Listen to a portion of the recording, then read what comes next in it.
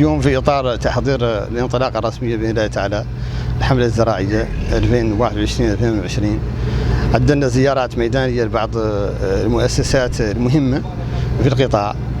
مرينا بداية لمزرعة مكرية اللي هي مزرعة مدينة روسو، هي مزرعة مهمة وأساسية وعندها أدوار اجتماعية مهمة وأدوار اقتصادية للساكنة المحلية من التعاونيات، من حملة الشهادات، من قدر من الناس الحمد لله هي توفر ياسر فرص العمل.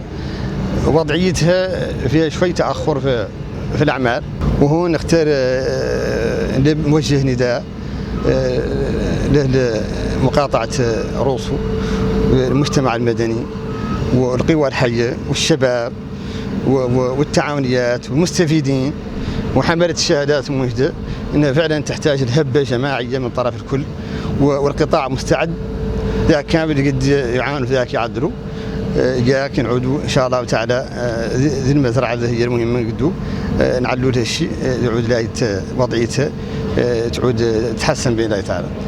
الزياره الثانيه عدلناها للشركه الوطنيه للاستصلاح الريفي اللي هي سنات، وهي مؤسسه مهمه في القطاع وذراع اساسي من الاذرع اللي تعدل قدر من الاستصلاحات والسدود والاشغال العامه. وفعلا هي ذاتيه مبارك لها مع التشخيص ان شاء الله لا يقود لمسطره للاصلاح. متمنين بانها ان شاء الله وتفوت تجي في الوقت المناسب ياك تعدل مهامها المطلوب منها بالصفه المضبوطه.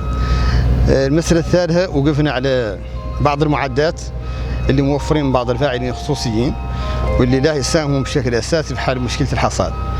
والملاحظه الاساسيه ان الحمد لله الحصاد يمر بصفه طبيعيه، وان فم نسبه معتبره من الناس فات حصدت، والمردوديه الحمد لله مبشره، والامور تمشي بطبيعه عاديه وترى عاديه.